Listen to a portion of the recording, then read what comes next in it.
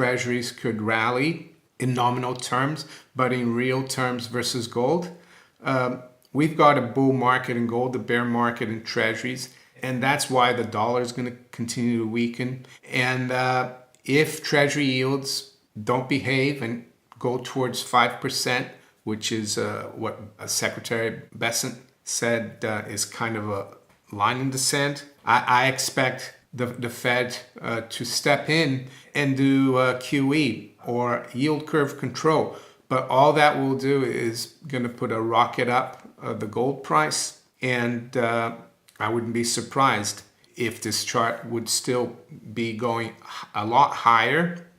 Gold continues to surge amid deepening geopolitical tensions and shifting investor sentiment. The ongoing Russia-Ukraine war and former President Donald Trump's aggressive trade policies have sparked significant movements in gold prices as global forces react rapidly to uncertainty. Much of the metal's strength is driven by investors moving away from tariff-sensitive assets, favoring gold as a defensive hedge in an increasingly volatile environment. MarioInnecco of MarioInnecco64 points out that he remains unfazed by short-term price swings, instead emphasizing gold's long-term strength when measured against U.S. 10-year Treasury notes. This comparison, he suggests, provides a clearer picture of gold's real value, especially in a climate where monetary policy and inflation expectations dominate investor concerns. A recent Gallup poll reflects this sentiment shift, placing gold as the second most preferred long-term investment, chosen by 23% of respondents. Analysts link this preference to both unstable macroeconomic conditions and gold's strong rally since January, which has seen the metal hit a series of record highs. Meanwhile, Treasury yields climbed sharply after the U.S. and China announced a mutual reduction in tariffs, a move that briefly cheered markets. The 10-year Treasury yield rose by 8.2 basis points to 4.457%, and the 2-year yield jumped 11.7 basis points to 4%, signaling renewed optimism in the bond market. However, Innecco remains confident in gold's relative outperformance, even in the face of higher yields. He warns that if rates push toward 5%, the Federal Reserve may be compelled to reintroduce quantitative easing or implement yield curve control, both of which would further boost gold prices. Adding weight to the bullish outlook, analysts at J.P. Morgan have forecast that gold could soar as much as 80%, reaching $6,000 per ounce. Their projection is based on the scenario in which just 0.5% of U.S. assets held by foreign investors are reallocated into gold. This shift could dramatically tighten supply and elevate demand. Make sure to tune in for our expert analysis. Don't miss out on future content. Hit the subscribe button and turn on notifications to stay in the loop. Your support is greatly appreciated. Long-term treasuries are losing the war to gold. And yes, gold is down overnight quite substantially. We're down $53 right now at $32.71, 1.5%. Silver, though, is slightly higher, $32.83. I'm not concerned about gold, but let's look at this long-term chart of the price of gold in U.S. 10-year notes. That's constant maturity 10-year note futures or 10-year cash 10-year notes. What is constant maturity? Well, you always have to keep updating to the new 10-year because when you issue a 10-year Treasury note, when the Treasury does issue, let's say in 2025, by 2027, it's not a 10-year note anymore. It's an 8-year note. So it has to be adjusted. So this is just like having the price of gold in 10-year notes instead of dollars. And dollars, don't forget, cash is really a debt security, but it's a spot treasury, right? If you think about it. So this isn't any different than cash. So it's not really surprising to me, but a lot of people don't look at these kinds of charts, and they still think that having bonds in your portfolio is a good thing. Or I'll give them a little bit of credit that it might be safe because the government will always pay you back. But I think that keeping 40% of your wealth in bonds doesn't really cut it in the current environment and for the future prospect of the system. I think I've seen someone talk about a new 40-20-20 portfolio, 40% stock, 20% bonds, 20% gold. That would be huge. We're not there yet, but I think sovereign wealth funds, central banks are showing the way. And that's why JP Morgan talked about the $6,000 gold by 2029. It could be before 2029. So as you can see, during this century, like against stocks, gold is outperformed, versus treasuries as well. Yes, after 2011, there was a big consolidation, just like the gold price did in cash, up until basically the beginning of last year when it actually took off. And you can see here that it's continued to go higher. So what this means is that yes, treasuries could rally in nominal terms, but in real terms versus gold, we've got a bull market in gold, a bear market in treasuries, and that's why the dollar is going to continue to weaken.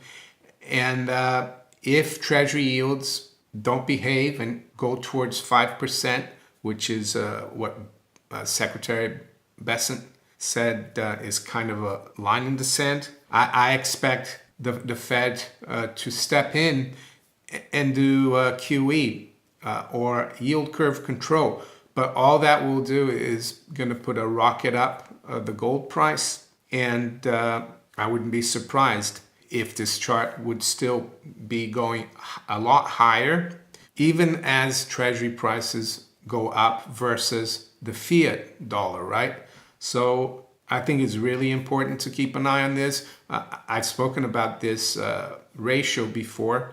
I hadn't looked at it for a while, and it looks to me that unfortunately for Uncle Sam, investors are moving more and more away from U.S. Treasuries. But I expect U.S. officials to pass or come up with new rules and regulations to force and to allow banks and pension funds and other financial institutions to load up on more treasury. They're going to have to find buyers for all this debt because foreigners are moving away from it, as we've seen in spades now. There's all this talk about moving away from the dollar. And even if they have a pretty good trade deal, if with China, it's still, I think foreigners will still be very wary of trusting, unfortunately, the U.S. administration. And what if in the next election there's a change? So it's all very messy. And I think, it's another nail in the coffin for the status of the dollar as the major reserve currency.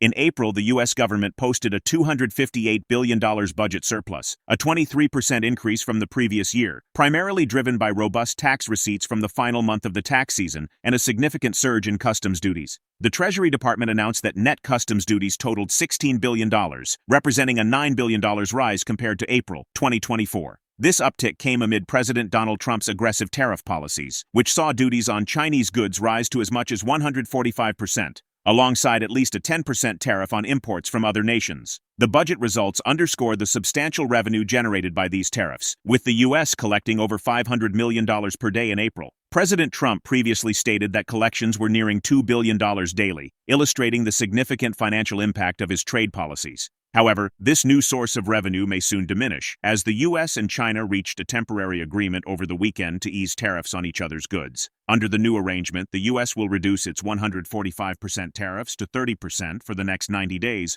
while China will lower duties on U.S. imports from 125% to 10%. Despite this short-term trade breakthrough, concerns remain about the long-term health of U.S. finances. MarioInnecco highlights a troubling report from Morgan Stanley, which forecasts that the U.S. budget deficit could reach 7% of GDP by 2026, even under optimistic scenarios. With $6 trillion in U.S. Treasury debt needing to be refinanced soon, the growing deficit adds more pressure to an already precarious financial outlook. This combination of rising government spending and slowing tariff-related revenues paints a challenging picture for the U.S. economy in the coming years. Let's get back to the interview. Let's look at the announcement that Bessent made yesterday out of Geneva. I assume he was still in Geneva yesterday when he released this, 11th of May. It says that the headline on the White House memo is U.S. announces China trade deal in Geneva, but I guess a lot of people are going to see this and they're going to assume, well, it's a trade deal. They're not going to read the whole thing, but I've read the whole thing. I'm going to read it to you and you make up your mind of whether there is a trade deal. And of course, we're going to look at the market reaction. Of course, the market's only open officially at 9:30 New York time, but they're trading in the futures exchanges. So it says, and this is Besant saying this, I'm happy to report that we made substantial progress between the United States and China in the very important trade talks. And then he goes on to thank the Swiss hosts, right, which isn't really that important. And he says, we had the vice premier, 2 vice ministers who were integrally involved, Ambassador Jameson and myself, and I spoke to President Trump, as did Ambassador Jameson, and so on and so on. And then he says, so there will be a complete briefing tomorrow morning. And I think it's come out that he's going to be on at 7 a.m. Eastern time, so quite early before the markets open. I haven't seen any announcement from the Chinese. So what I wanted to say is that, is this really a trade deal? Some people have noted that it should have been Trade Representative Navarro and also Commerce Secretary Lotnick that should have gone to Geneva if it was a trade deal. Could this be another kind of deal, maybe to do with having China support the US Treasury market? And I doubt they will do that. And as I speak here, and it's 6:35 a.m. London time, the 10-year yield is up 4 basis points at 4.42. Keep an eye on the 4.33 level. That's a really important level. If we don't get back below that level, it's a negative situation, I think, for the bond market. And I've noticed that Japanese yields are not behaving very well. The 10-year yield is up substantially. It's almost at 140. Just show you this chart of the JGB 10-year yield. Yes, it took a big drop in the beginning of April and then rebounded. It looked like it was going to drop again. It looked like a bear flag, which is positive for bonds, negative for yields. But now it's rebounding back again. It's broken this bear flag. And why is this important? Well, because of the yen carry trade. For decades, really, the Western financial markets have been financing their speculative liquidity activities by borrowing yen. But now, if Japanese government debt yield starts rising, Japanese investors, they're going to come home and sell their treasuries and start investing in JGBs because there's a higher yield. Up until a couple of years ago, the yield on this 10-year was like 0, sometimes even negative. And there are a lot of hedge funds and speculators in the West who have been borrowing in yen to, take those proceeds, put it into dollars and buy high-yielding assets in the West. But as the cost of borrowing in yen rises, they're going to have to unwind those carry trades, and they're going to lose a lot of money. They're going to have to sell a lot of their assets. So keep an eye on that. So I think there's trouble ahead for the financial markets, again, stock markets and bond markets. And there's another reason for it. It's the fundamentals. I just saw there's an article or some kind of research that Morgan Stanley put through to their clients, and I got it courtesy of Zero Hedge. It says Morgan Stanley reveals the ugly truth about the 2026 budget deficit. That's the other thing we need to focus on. I think there's $6 trillion to be rolled over in treasuries before the end of the fiscal year. Morgan Stanley talks about the fact that the deficit for 2026 fiscal year is going to be about 7% of GDP. It's already about 7% this fiscal 2025. The global financial landscape is marked by complex and shifting dynamics, with gold continuing its upward trajectory as geopolitical tensions and economic uncertainties drive investor behavior. The interplay of tariffs, trade deals, and fiscal challenges underscores a delicate balance that will likely influence asset allocations in the coming months. While short-term optimism around tariffs may provide temporary relief, the long-term fiscal and monetary challenges facing the U.S. suggest that gold's role as a hedge will remain critical. With a potential budget deficit looming and mounting debt pressures, the stability of traditional financial systems is being questioned, making gold an increasingly attractive option. How will the evolving global fiscal challenges impact future investment strategies, and will gold remain the go-to safe haven amid persistent volatility? Share your perspective in the comment section. If the video resonates with you, join our community by subscribing to our channel and enabling notifications with the bell icon. Thank you for being a part of our community.